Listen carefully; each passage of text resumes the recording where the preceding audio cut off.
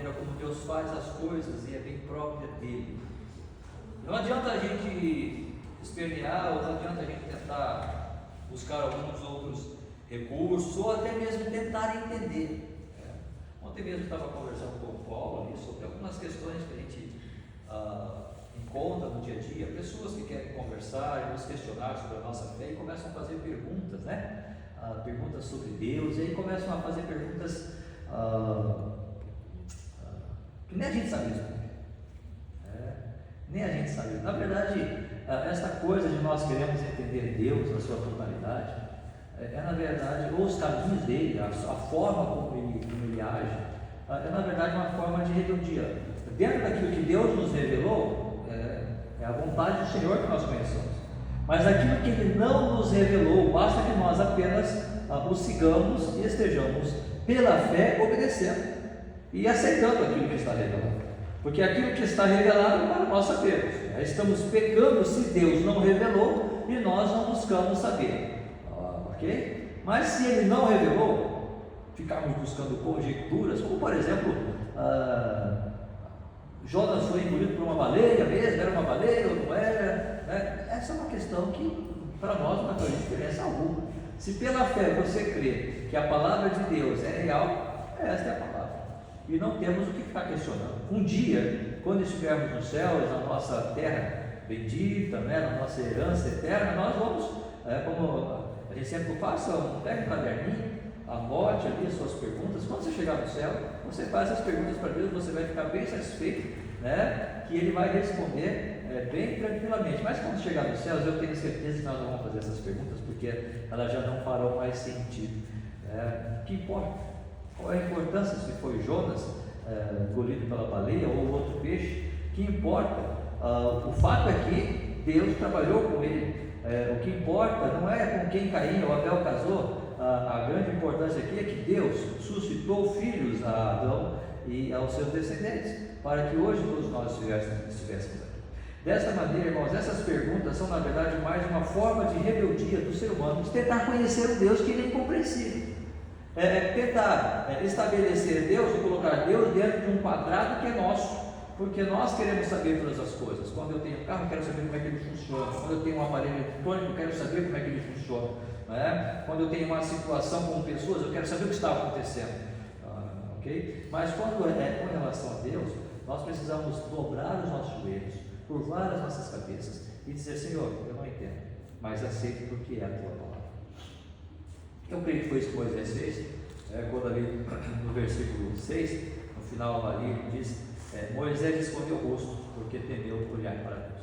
Talvez essa é uma das formas, ou uma das características que Deus queria trabalhar em Moisés e realizar na sua vida, que é esse temor, que na verdade esta apreciação da presença e da santidade de Deus, coisa que há muito está distante de nós, seres humanos.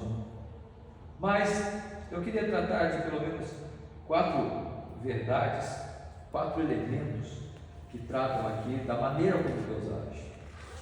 E a primeira coisa que eu quero falar, irmãos, é que Deus age no improvável. Deus age naquilo que é improvável. Deus usa coisas que muitas vezes não têm valor nenhum. Deus usa coisas que não têm sentido nenhum. Imagine você estar andando na rua sozinho, sei lá, no meio do mato, ou no quintal da sua casa, e você vê um arbusto, uma sarça queimando, mas ela não se consome como fogo. É claro que isso vai lhe chamar a atenção. Mas a pergunta que eu fiz quando eu estava lendo esse texto é: por que uma sarça? O que é uma sarça? Eu não sei, na palavra dos nossos irmãos em espanhol, como é que é a expressão? É sarça mesmo? Significa sarça. Sarça mesmo? Mas o termo ali é sarça? É a mesma palavra? É a mesma palavra. Há alguma outra versão ali? Não? Em outra corrigida? Não, é sarça mesmo, né? Então, sarça é sarça. E eu fui procurar o que é sarça. Eu fui: o que é sarça? Porque quando eu era menino, sarça era uma coisa que queimava, entende? Sarça era alguma coisa que estava, que pegava fogo. E depois que eu, um pouquinho mais velho, eu percebi que sarça era só um arbusto. Sarça não precisava estar pegando fogo. Mas eu fui pesquisar o que é sarça, qual a utilidade da sarça. Lá em Isaías 55:13,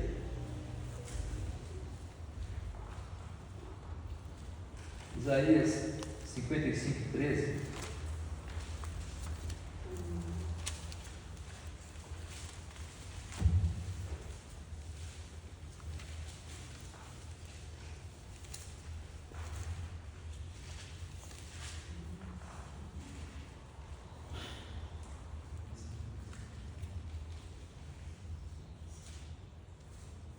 esse texto de Isaías é um texto onde Deus está prometendo bênçãos futuras para o povo de Israel. E nessas bênçãos, nós não precisamos ler todo o capítulo. Depois, se você quiser ter um tempo aí e separar para ler esse capítulo, você vai perceber exatamente isso, que é um texto profético que fala da restauração do povo de Israel, porque o povo de Israel estava cativo, o povo de Israel estava em rebeldia, e então Deus promete, leva Isaías para falar ao povo a respeito de promessas futuras de restauração do povo, restauração moral, restauração nacional e principalmente restauração espiritual. E no versículo 13, ele vai dizer assim: em lugar do espinheiro crescerá o cipreste, e em lugar da sarça crescerá a murta. E será isto glória para o Senhor e memorial eterno que jamais será extinto. Fica claro aqui que Deus vai trocar uma situação ruim por uma outra melhor. Deus vai trocar uma situação de vergonha por outra de glória. Deus vai trocar uma situação de vexame para uma de vitória. E o que é que representa a vergonha, a coisa ruim ou o vexame? O espinheiro e a sarça. Esses dois vegetais, essas duas plantas, essas duas árvores, por assim dizer, representam a situação em que o povo de Israel estava, ou seja, nada bom, nada bem. E Deus ia transformar o espinheiro em murta, e a sarça, o espinheiro em cipreste e a sarça em murta. O cipreste é uma árvore cuja madeira é muito forte, por isso que o espinheiro não serve, mas o cipreste serve. Deus ia transformar a sarça em murta. A murta era uma planta cujas folhas eram muito resistentes e ela tinha um perfume. E esse perfume das folhas da murta eram usados para fazer exatamente perfume, para fazer substâncias odoríferas para o ambiente, enfim, tinha a sua utilidade. A sarça não tinha utilidade, e nem o espinheiro. Tem algum espinheiro na sua casa? A única coisa que eu vejo quando eu vejo um espinheiro é cortar, né? É cortar. Nós temos um espinheiro por aqui assim, no terreno, alguns aqui a gente chama de silva, né? É uma árvore cheia de espinhos assim, eu acho que é isso, silva, né? E não serve para nada. A sarça é isso, não serve para nada. Irmãos, qual é o objetivo de Deus usar uma sarça, um arbusto, um espinheiro, para se colocar entre esse arbusto, esta árvore, que não tem serventia nenhuma para chamar a atenção de Moisés? Eu não sei. Faça a menor ideia. Alguns vão dizer que a sarça representa o povo de Israel e que o fogo que estava representado ali era a opressão do povo egípcio sobre a nação de Israel. Outros vão dizer que a sarça é a igreja e que Deus, com o seu Espírito, está iluminando. Eu não sei, são conjecturas, mas a palavra não nos revela nada. O que fica claro para nós, mediante o próprio versículo que nós lemos aqui em Isaías, é que a sarça é alguma coisa que não tem serventia nenhuma. Mas mesmo não tendo serventia nenhuma, Jesus usou aquele objeto, Jesus usou aquela árvore, aquela planta, aquele arbusto para chamar a atenção de Moisés, para mostrarmos, irmãos, que a maneira dele agir não está dentro da nossa ideia de meritocracia. Se Deus tivesse que escolher alguma árvore, ele escolheria o acácio, ele escolheria os cedros do Líbano, ou melhor dizendo, se fosse por meritocracia, né? Ou se fôssemos nós que escolhêssemos, que árvore você escolheria? Eu escolheria escolheria uma jaqueira, não é? Jaca é gostosa. Eu gosto de madurinha, né? Eita, gostosa aquela fruta. Que árvore você escolheria? Uma maçã? Lá no norte tem muitas das árvores gostosas, né? Tucumã, pode ser? Isso mesmo? E por aí vai. Uma mangueira, coisa gostosa, é a manga também, tem madurinha. Que árvore você escolheria? Por que você escolheria? Porque ela te dá algum benefício. Essa árvore merece. Essa árvore merece uma atenção. Mas a sarça, silva, não merece, né? Atenção. Não dá uma flor, não dá nada. Tem uma planta chamada alfaville ou primavera, acho que depende da região. É uma árvore bonita, dá umas flores bonitas, mas dá uns espinhos assim, né? E aí um dia eu fui mexer, manipular uma alfaville para cortar, né? Apesar das flores bonitas, eu via os espinhos, eu me furei assim, né? É uma dor, ou seja, tem espinho, já não gosto, a não ser limão, né? Limão é bom, laranja é bom também, porque dá um fruto gostoso. Mas, fora isso, tudo que tem espinho, a gente prefere rejeitar. A sarça é assim. Deus, na sua grandeza, escolheu usar aquele arbusto, mesmo sem valor, para manifestar a sua graça e chamar a atenção de Moisés. Moisés vai entender isso. Quando ele diz no versículo 11, pelo menos eu acho, né, na minha leitura, então disse Moisés a Deus: quem sou eu para ir a Faraó e tirar do Egito os filhos de Israel? Moisés estava olhando para a sua realidade, Moisés estava olhando para a sua situação como pastor de ovelhas ali, no meio do deserto. Ele vai dizer: Senhor, quem sou eu? Talvez ele poderia estar imaginando: eu sou como essa sarça aí, que não tem valor nenhum. Eu sou como esse espinheiro que não sirvo para nada. Eu não tenho meta, eu não tenho talento. Lembra que nós cantamos há pouco? Meus dons a Deus pertencem. Deus dá talento aos salvos, né? Estão aos seus. E muitas vezes nós pegamos esses talentos e achamos que somos nossos. Não, não são talentos nossos. Esses talentos pertencem ao Senhor, porque Ele foi que nos deu mediante o Espírito Santo que nos foi otorgado. Mas tudo isso é para a glória dele. E Ele dá esses talentos a vasos de barro, os vasos limitados que somos nós. E eu percebo que Moisés entendeu isso. Mais à frente, Moisés vai dar muitas desculpas: Senhor, envia Arão, né? Mas Deus, não, é você que eu quero. Mesmo na sua imperfeição, é você que eu quero. Muitos entendem que quando Moisés fala que ele é pesado de língua, é porque ele era gago, ele tinha um problema de gagueira. E Deus chega: não, eu vou, Arão será o teu intérprete, mas eu vou escolher você. Você vai ser o líder desse povo. E Moisés entendia as suas dificuldades, Moisés entendia as suas deficiências, por assim dizer, mas mesmo assim Deus o usou, porque Deus age no improvável. Assim como Ele vai usar aquela sarça, Ele vai usar pessoas falhas, como eu, como você. Nós, como seres humanos, pretendemos sempre perceber a ideia de meritocracia. Samuel, quando foi escolher o sucessor de Saul, o rei de Israel, Deus disse: Samuel, vai até a casa de Jessé, e lá eu vou suscitar um rei para Israel, para substituição. Todos os filhos de Jessé estavam ali, Eliabe, Nadab, e todos estavam. Só não tinha um, o menor, o mais novo, Davi. Todos passaram em frente. Samuel olhou e falou: olha, não, acho que é esse aqui. Eliabe?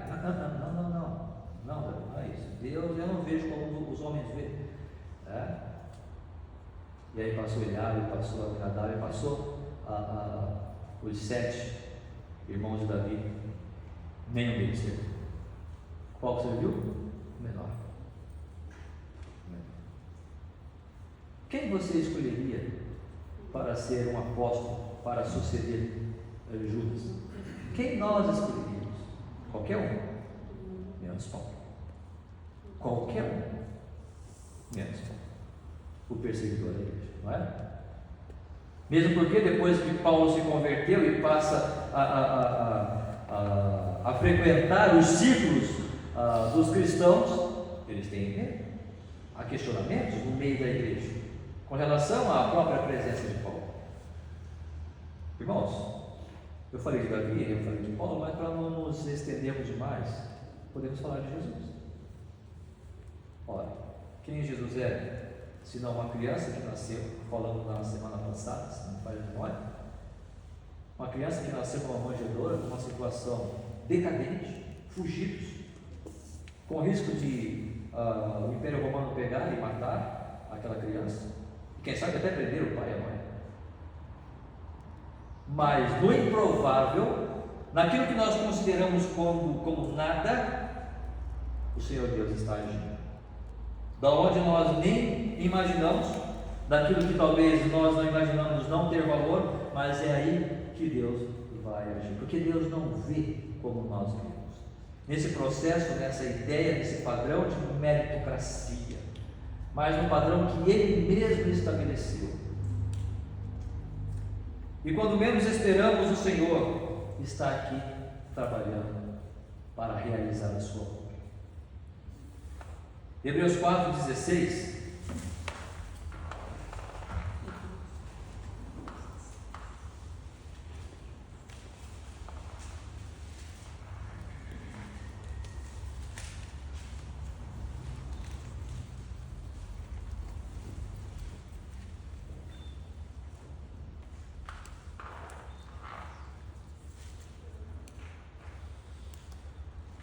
Acheguemos-nos, portanto, confiadamente junto ao trono da graça, a fim de recebermos misericórdia e acharmos graça para socorro em ocasião oportuna. A primeira coisa que nós vamos detectar aqui são duas vezes a palavra graça. E a palavra graça diz respeito a algo que nós não merecemos. E Deus quer agir em nós, Deus quer agir através de nós, Deus quer agir por nós, para nosso próprio benefício, para sermos instrumentos e ferramentas nas mãos dele. E a graça está aqui colocada nesse versículo duas vezes para exatamente mostrar esta verdade.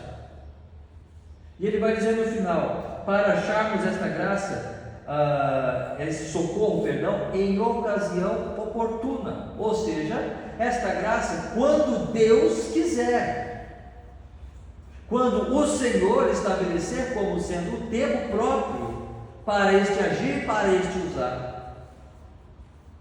Não é quando nós entendemos ser o momento, não é quando nós estabelecemos aquele padrão e aquele parâmetro e aquele cronograma, e aí então Deus vai entrar e agora, Senhor, é a sua vez de agir. Não, é no tempo dele. É claro que, eu quero dizer com isso que Deus age quando nós menos esperamos.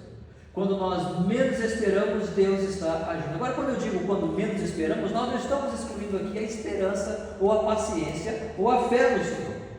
Esperei confiantemente no Senhor, e Ele me livrou. Quando falamos que Deus age quando menos esperamos, nós não estamos dizendo que nós esquecemos daquilo. Não, não é que nós esquecemos. Nós apenas descansamos no Senhor. Nós colocamos aquela coisa diante dele e simplesmente descansamos. Descansamos porque cremos que ele vai fazer no tempo dele.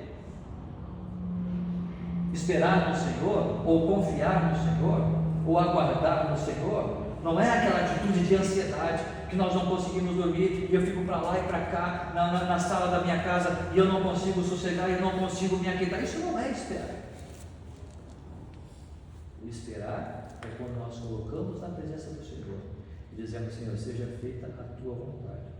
É como quando o semeador saiu a semear. Ele sai a semear e depois de semeada a semente, o que ele faz? Ele vai dormir. Ele vai fazer o quê? Adianta ele ficar? Cresce. É a terra que vai ter que fazer isso. É a questão natural que vai gerar uma nova flor, uma nova planta. Não é? Quão difícil é para nós cremos e percebemos que o Senhor age no inesperado, que o Senhor age no improvável e que o Senhor age da maneira dele, para fazer conforme a vontade dele. Não somente isso. Quando olhamos para o próprio Moisés, quem foi Moisés? Uma criança que foi colocada no cesto, colocada no rio, betumado ali, uma cesta de junco, betumado, foi colocado ali para ser salvo da mão do faraó, pois esse queria matar todas as crianças, todos os pequenos. E então ele foi tirado ali pela filha do faraó, foi viver no palácio para ser o libertador do povo. Improvável isso. Improvável que nós pudéssemos ver tal coisa entre nós, seres humanos, sem que Deus de alguma forma pudesse ter a sua forma própria de agir e a sua forma própria de estabelecer como as coisas são. Portanto, irmãos, o Deus age, o nosso Senhor age de forma improvável e impensável. Basta apenas que nós esperemos e creiamos, esperemos confiantemente no Senhor. E não somente isso, a outra forma de Deus agir é em resposta à oração do seu povo. Ele age em resposta à oração do seu povo. Se você perceber, por exemplo, no versículo 23,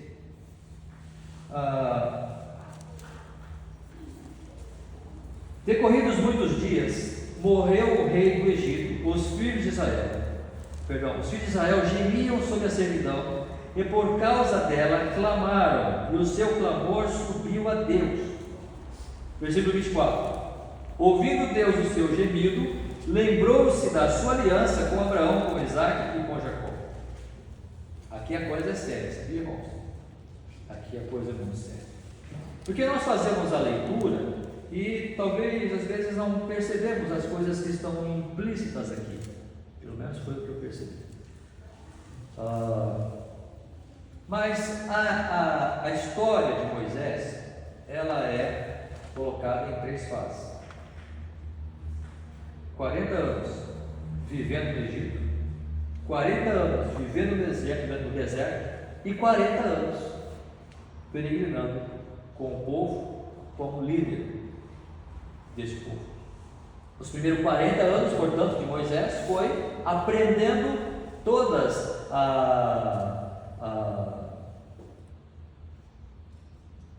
toda a cultura egípcia, todos os valores que ele tinha, ele, o próprio povo dele, o hebreu também, né? Os outros 40 anos, então, os segundos 40 até os seus 80 anos, ele estava no deserto pastoreando, e até os seus 120 anos, ele, dos 80 aos 120, então, ele sai para liderar o povo. Por que eu estou dizendo isso? Porque no versículo 23 vai dizer que decorridos muitos dias, Moisés já estava no deserto, lembra? No espaço de 40 anos. Moisés tinha saído do Egito depois que matou o egípcio, com 40 anos. Depois de 40 anos, foi que Deus resolveu ouvir o gemido do povo. Só depois de 40 anos, o povo sofrendo no Egito, foi que Deus então resolveu ouvir o gemido do povo. Eita, oração demorada para ser respondida.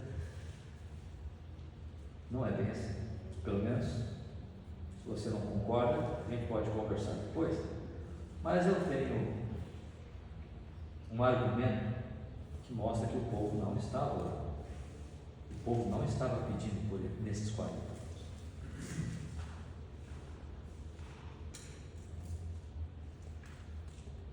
No versículo capítulo 2, versículo 11,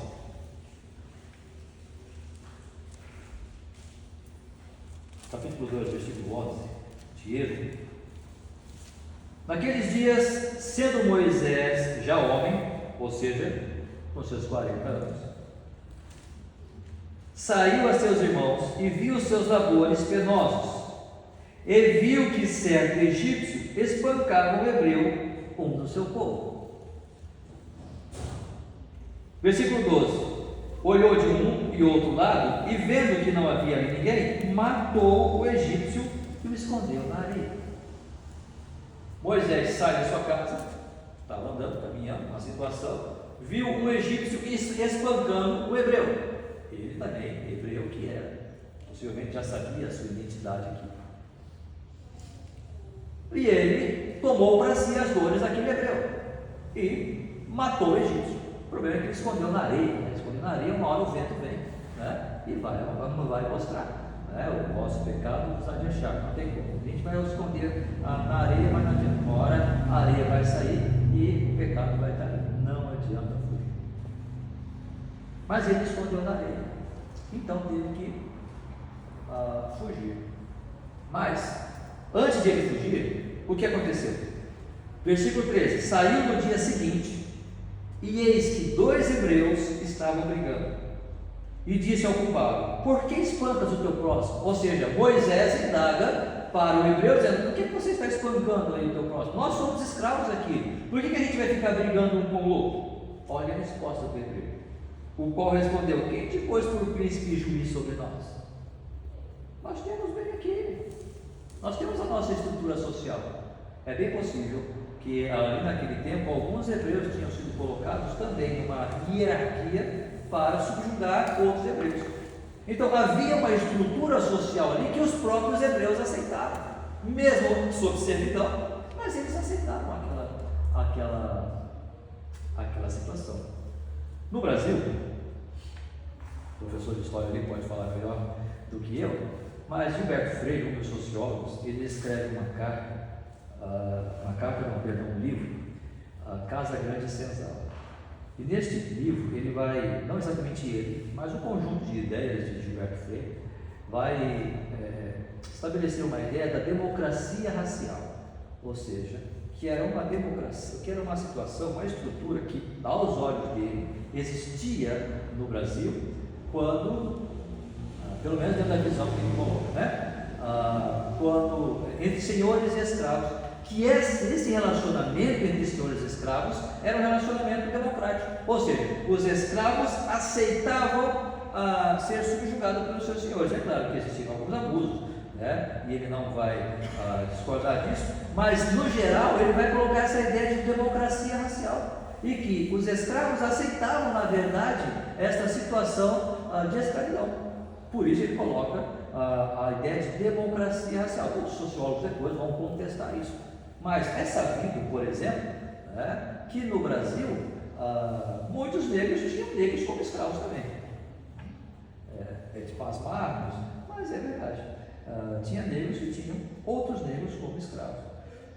Então, muitas vezes nós não conseguimos compreender o contexto e a história, mas quando a gente começa a perceber determinadas coisas, a gente vai percebendo que eles mesmos, durante também o Holocausto, por exemplo, muitos judeus eram colocados também para subjugar outros judeus, e eles aceitavam essa posição. Eu penso que aqui não é diferente.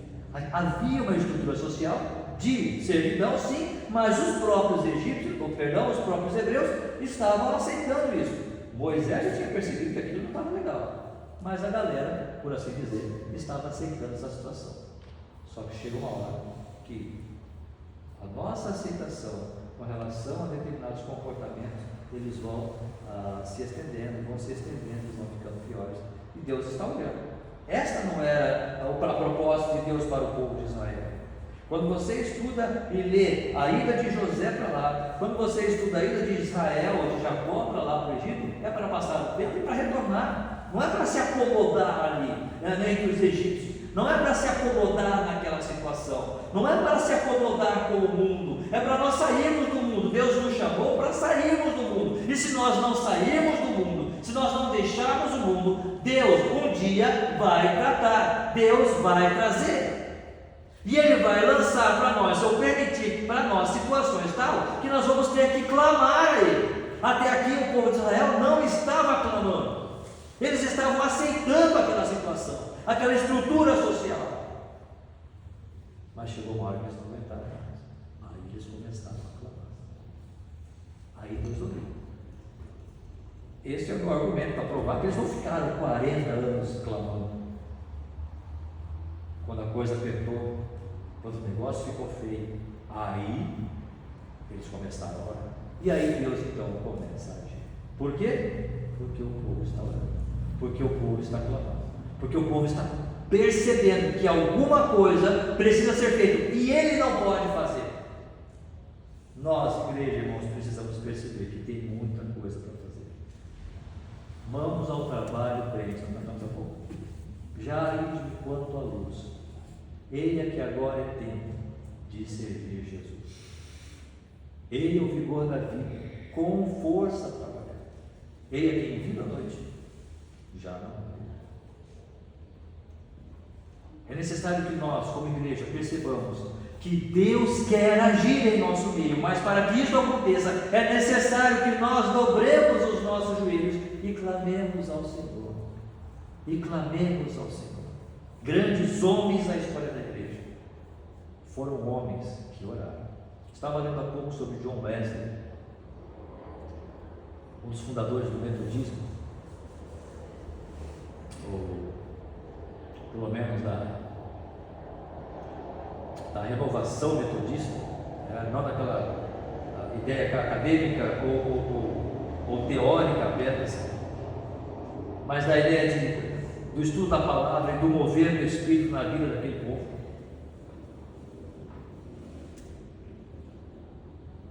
O que falar de George Whitfield? O que falar, por exemplo, de David Brainerd? O que falar, por exemplo, de, enfim, grandes homens que nós podemos olhar aqui e lembrar da vida de oração desses homens. Desta maneira, Deus vai agir, mas Ele vai agir quando a igreja passa a clamar e orar. Se nós olharmos, por exemplo, para o livro de Atos, capítulo 12, nós já falamos sobre isso também, mas percebamos ali, 12, versículo 5, quando Pedro é preso, Herodes persegue e mata Tiago e prende a Pedro. E no versículo 5 do capítulo 12 de Atos, vai dizer o seguinte: Pedro, pois, estava guardado no cárcere, mas havia oração incessante a Deus por parte da igreja a favor dele. No versículo 6, quando Herodes estava para apresentá-lo naquela mesma noite, Pedro dormia entre dois soldados, acorrentado com duas cadeias, e sentinelas à porta guardavam o cárcere. Eis, porém, que sobreveio um anjo do Senhor, e uma luz iluminou a prisão, e tocando ele o lado de Pedro, o despertou, dizendo: levanta-te depressa. Então as cadeias caíram-lhe das mãos, disse-lhe o anjo: cinge-te e calça as sandálias, e assim ele o fez. Disse-lhe mais: põe a capa e segue. Irmãos, aqui não tem o que fazer. Pedro estava preso entre dois soldados, acorrentado com duas cadeias, duas correntes, duas algemas, e sentinelas à porta guardavam ele. Impossível, nem o 007, nem o James Bond conseguiriam livrar Pedro. Não tinha o que fazer. Era necessário uma intervenção divina. A igreja é isso. A igreja não é outra coisa senão a própria intervenção divina constante a nosso favor, em todas as coisas que nós vamos fazer. Não é somente nos serviços espirituais ou nos trabalhos espirituais, em todas as coisas. Deus quer realizar isso, mas para isso é necessário que a igreja esteja orando. Para que isso acontecesse, porque estava acontecendo no fundo, como pano de fundo de tudo isso, a igreja orava incessantemente a Deus a favor de Deus.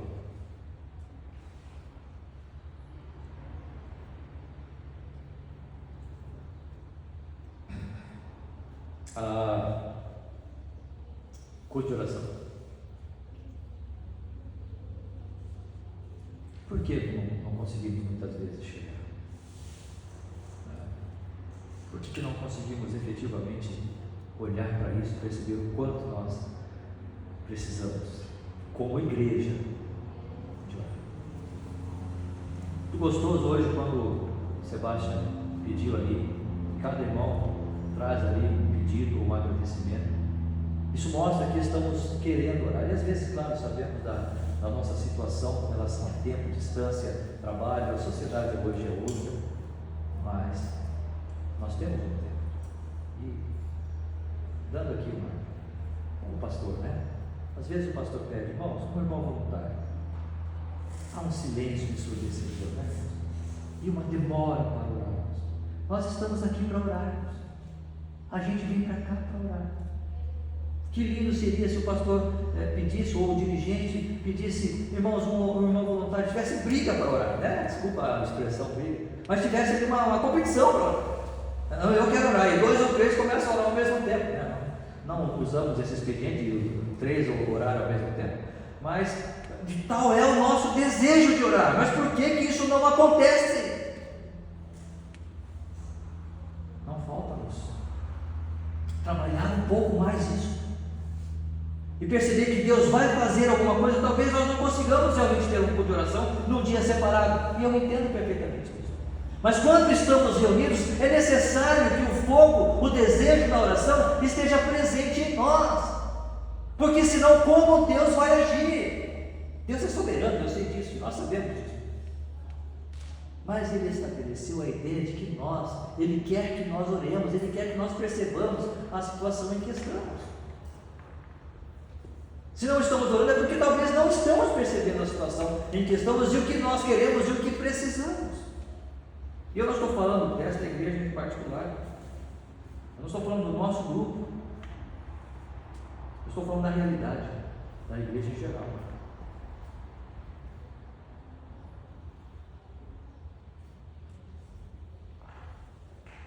Em Atos 6,4, voltando um pouquinho às páginas aí, isso é tão importante. Em Atos 6,4, vamos ler a partir do verso 1. Vai dizer: ora, naqueles dias, multiplicando-se o número dos discípulos, houve murmuração dos helenistas contra os hebreus, porque as viúvas deles estavam sendo esquecidas na distribuição diária. Então os 12 convocaram a comunidade dos discípulos e disseram: não é razoável que nós abandonemos a palavra de Deus para servir as mesas. Mas, irmãos, escolheu dentre vós 7 homens de boa reputação, cheios de espírito e de sabedoria, aos quais encarregaremos desse serviço. E quanto a nós, nos consagraremos à oração e ao ministério da palavra. Os apóstolos vão se consagrar aqui à oração, porque eles entendiam o valor da oração. Eu não sei se nós realmente entendemos o valor da oração.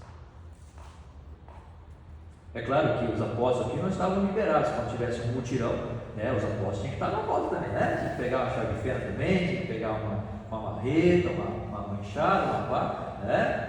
Perceba que ele não está sendo excluído. Charles Spurgeon, eu já contei essa ilustração, claro que já. Certa vez alguém foi procurar Charles Spurgeon na igreja e chegando lá tinha um senhorzinho varrendo ali varrendo a igreja, né? E iniciado o culto, estava varrendo. Escuta, senhor Charles Spurgeon, sou eu, pode falar. Charles Spurgeon, varrendo a igreja? Sim, por que não? Qual o problema? Se consagrar à oração não significa que você não possa ajudar e trabalhar, né? Mas o que eu quero salientar aqui é o fato que os apóstolos entenderam que a oração era essencial para o mover de Deus naquele tempo da igreja primitiva. Se era naquele tempo, não é hoje, claro que é. Só para os apóstolos, só para os pastores, só para aqueles que estão na frente? Não, para toda a igreja. Porque em Atos 2 vai dizer que eles se reuniam todos os dias na comunhão do pão, nas orações e na palavra. Na doutrina, no partir do pão e nas orações. Porque eles entendiam o valor da oração, porque é a nossa oração que vai mover o coração de Deus para Ele agir. Se nós não fizermos isso, nós estamos dizendo: não, Senhor, está legal assim, deixa assim, tá bom. Não, nós queremos mais. Eu quero ver almas se convertendo. Eu não quero ver pessoas chegando na igreja, não. Eu quero almas se convertendo ao Senhor. Eu quero vidas sendo transformadas. Isso só vai acontecer mediante a ação do Espírito Santo na vida dessas pessoas, por meio da oração. Terceiro valor que eu vejo aqui, a terceira verdade, que Deus age em santidade.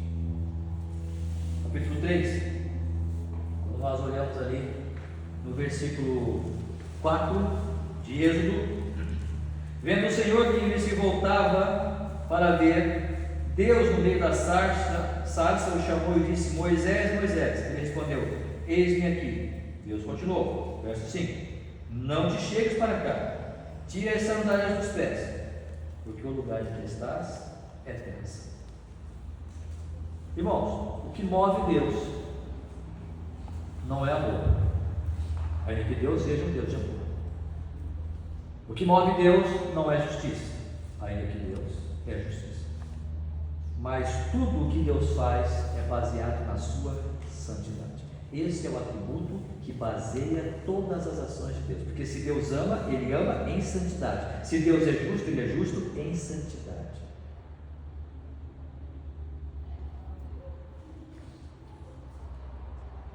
Quando Deus chama o povo de Israel, Ele chama esse povo para ser um povo santo.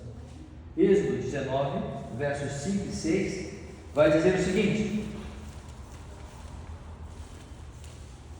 Êxodo 19, versos 5 e 6: Agora, pois, se diligentemente ouvirdes a minha voz e guardardes a minha aliança, então sereis a minha propriedade peculiar dentre todos os povos, porque toda a terra é minha. Vós me sereis reino e sacerdotes e nação santa. São essas palavras que falarás aos filhos de Israel. Ou seja, esse era o propósito para o povo de Israel. Deus não chamou Israel simplesmente para ser diferente dos outros. Não, Deus chamou Israel para ser um povo santo. E santo é a ideia de ser separado para uso exclusivo de Deus. Santo, claro, já sabemos disso, que não significa sem pecado, mas santo significa separado para o uso exclusivo de Deus. E a mesma coisa Deus vai dizer lá em 1 de Pedro, capítulo 1, verso 15 e 16: Pelo contrário, segundo é santo aquele que vos chamou, sede também vós santo em todo o vosso procedimento, porque escrito está: sede santo, porque eu sou santo. Esse é o propósito de Deus, pois Deus faz todas as coisas baseadas nesse propósito, porque Ele é santo e deseja que o seu povo também seja santo. A própria redenção em Cristo Jesus está baseada na santidade de Deus. Por que Cristo teve que morrer? Por que sangue teve que ser derramado? Ora, porque Deus estabeleceu que sem sangue não há remissão de pecados. E por que existe o pecado, ou seja, o que é o pecado, senão o fato de que o homem ofendeu a santidade de Deus. Deus cria o homem para lhe adorar, Deus cria o homem para ser aqueles que estão reconhecendo esta soberania de Deus, mas o homem fere esta santidade de Deus, porque o pecado faz isso. Então é necessário que sangue seja derramado para que esta justiça seja feita. A justiça pelo fato do homem ter ofendido a santidade de Deus. E em ter sido ofendida a santidade de Deus, o homem precisa pagar, mas ele não pode pagar, ele não consegue pagar. Então o sangue de Cristo Jesus teve que ser derramado pelos nossos pecados. Percebam, estamos falando isso por causa da santidade de Deus, ou seja, tira a sandália dos teus pés, porque o lugar onde você está é terra santa. Guarda os teus pés quando entrares na casa. Quando estamos fazendo as coisas do Senhor, é necessário que nós entendamos que nós estamos lidando com coisas santas, com coisas separadas. Esta oferta que foi tirada hoje são coisas santas. Esta palavra é coisa santa. Este espaço aqui é um lugar santo, separado para Deus.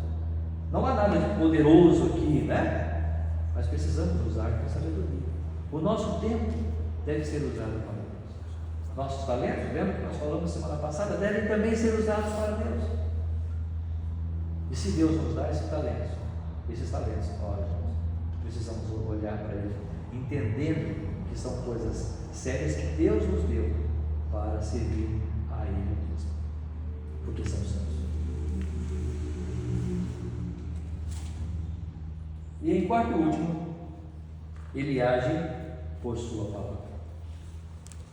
Ele age por sua palavra. Deus vai dizer no versículo 6: Disse mais: Eu sou o Deus de teu pai. Então Deus agora está conversando com Moisés. Eu sou o Deus de teu pai, o Deus de Abraão, o Deus de Isaac, o Deus de Jacó. Por que Deus fala isso? Ora, porque Deus tinha prometido a Abraão que ele ia fazer dele uma grande nação. Deus tinha dado a sua palavra,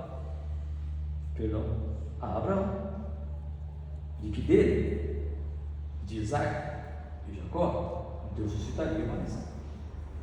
Era a palavra de Deus. E Deus, quando fala com Moisés, Deus está dizendo: eu falei com teu pai, eu falei com teu avô, eu falei com teu bisavô, eu falei lá com Abraão, eu vou cumprir. É a minha palavra. Deus coloca a sua palavra como base para a realização dessa promessa. E você vai ser o líder que vai caminhar, que vai liderar, que vai transpor esse deserto até chegar à terra prometida, para a herança que eu tenho ali, a terra do Fenezeu, do Gergaseu, enfim, não é? Do Eteu, do versículo 8, né? Todos esses povos estão ali habitando, mas a minha palavra diz que essa terra é do meu povo Israel, e você vai conquistar, você vai chegar lá com esse povo. Dessa maneira, irmãos, a palavra do Senhor deve ser a base para tudo que nós vamos fazer no que diz respeito ao ministério para o Senhor. Portanto, o Senhor age de maneiras improváveis pela sua soberania. O Senhor age de maneira em resposta à oração do seu povo. O Senhor age baseado na sua santidade, e o Senhor age por meio da sua palavra, ou seja, o critério que ele vai usar é a sua própria palavra. Quando o Senhor chama Abraão, lá em Gênesis 15, ele vai dizer: Abraão, pega alguns animais, um cordeiro, uma pomba, e você mata esses animais, corta e coloca as metades, cada uma de um lado. Geralmente isso se fazia entre duas pessoas, e as duas pessoas passavam no meio daqueles animais, no meio daqueles sacrifícios, para firmar um acordo, para firmar um contrato, para firmar um pacto entre esses dois. E Abraão estava ali enxotando as aves que vinham para comer aqueles animais, né? E então, mas quem passa no meio desses animais é somente Deus, somente a sua glória, somente Deus, porque Deus disse: eu prometi e eu vou fazer. Eu não estou fazendo por Jacó, eu não estou fazendo por Abraão, eu não estou fazendo por ninguém, eu estou fazendo pela minha palavra. Irmão, se a palavra do Senhor está nos dizendo, Ele vai cumprir. Se a palavra do Senhor está falando, ela vai ser cumprida. Não tem nada que possa impedir esta verdade. O importante é que nós estejamos sempre habilitados, estejamos sempre prontos para falar, estejamos sempre aperfeiçoados nesta palavra. Isto não vem de uma hora para outra. Isto vai exigir de nós a aplicação desta palavra e o estudo da mesma diários na nossa vida, assim como a oração. É necessário que nós estejamos entendendo que Deus age por meio da sua palavra. Procura apresentar-te a Deus, aprovado como obreiro, que não tem de que se envergonhar e que maneja bem a palavra da verdade. Como é que nós vamos manejar bem a palavra da verdade? Como é que nós vamos aplicar essa verdade que Deus age por meio da sua palavra, se eu não conheço a palavra? É tão triste, irmãos, ver hoje a igreja da maneira como ela está. Tantas pessoas que andam, que agem baseadas tão somente em emoções. Nós somos seres dotados de emoções, sim, e nós estamos excluindo a emoção. E por vezes eu penso que nós podemos pecar um pouco porque talvez não temos tanta emoção. Porque talvez tomamos Romanos 12:2, o vosso culto racional, que está correto. Mas a emoção também faz parte de nós, sentirmos, os sentimentos, o chorar. Mas é a palavra do Senhor quem deve ser a orientação para os nossos filhos. Lâmpada para os meus pés e luz para o meu caminho é a tua palavra. Mas para que nós possamos tê-la como luz, como orientação, como um farol real, é necessário que nós apliquemos e estudarmos, pelo menos lê-la. Quanto tempo eu gasto por dia para pelo menos fazer aquele devocional básico da palavra? Quanto tempo eu gastei hoje para ler a palavra? 15 minutos? 15 minutos por dia eu gasto? Como que eu vou conhecer a Deus? Como que eu vou conhecer a sua maneira de agir? É Deus que está agindo ou não é? É Deus que está agindo ou só coincidência? Como que eu vou conhecer a ação de Deus se eu não consigo observar se aquilo realmente precede da palavra ou não? Eu posso então julgar entre coisas espirituais e espirituais, coisas espirituais e coisas que não são espirituais, e dizer: opa, isso aqui não está na palavra, isso aqui, como o próprio Moisés um dia vai dizer quando Saul sacrificou, quando Samuel vai olhar e vai dizer assim, quando Saul traz ali os despojos da guerra e vê todo aquele barulho, Samuel diz: esse barulho não é do Senhor, esse barulho que eu estou ouvindo não é legal, porque Deus tinha mandado matar tudo, exterminar tudo, mas Saul achou por bem trazer os despojos. Quando nós estamos apegados à palavra, praticando, nós vamos olhar para determinadas coisas e vamos isso aí não vem de Deus. Porque a palavra do Senhor ali diz isso, a palavra do Senhor ali diz isso, e a gente consegue formar toda uma ideia sobre como Deus age. E Ele age por meio da sua palavra. E Deus nos dá graça para continuarmos servindo a Ele através da sua palavra. E percebemos que Deus, com essa familiaridade com a palavra, percebemos que Deus vai agir de forma improvável, porque Ele é Deus, nunca fugiu da sua palavra, mas Ele vai agir mediante as orações do seu povo. Ele vai agir em santidade, Ele não vai fugir da sua santidade, e por meio sempre da sua palavra, que um dia Ele prometeu fazer e Ele fará. Nenhuma profecia até hoje deixou de se cumprir e jamais deixará de se cumprir, para a honra e glória do nosso Deus. Que Deus nos abençoe e possamos perceber essa maneira, assim como foi com Moisés. Ele sempre foi assim. Não estamos falando nada novo, apenas recordando verdades para o nosso sustento espiritual e para a nossa orientação para esse dia, para a nossa semana, as lutas e desafios que nós temos, provações, sejam internas ou externas, mas situações que vamos viver, para que você possa ficar, nós, cada um de nós, possamos estar sempre apegados na palavra, que é fiel, observando o agir de Deus e esperando que Ele faça, porque nós esperamos confiantemente. Que Deus nos abençoe. Vamos ficar em pé, irmão? E vamos cantar mais um hino. Pedir que os irmãos escolham um hino para nós cantarmos agora. E com este hino nós estamos encerrando o nosso culto. Daqui a pouco nós temos o nosso almoço. Os irmãos trouxeram aí alguns quitutes, algumas iguarias bem gostosas. E nós vamos então depois separar o tempo para o nosso tempo de comunhão. Qual louvor? Os irmãos podem escolher. Perdoa-me, Senhor. Perdoa-me.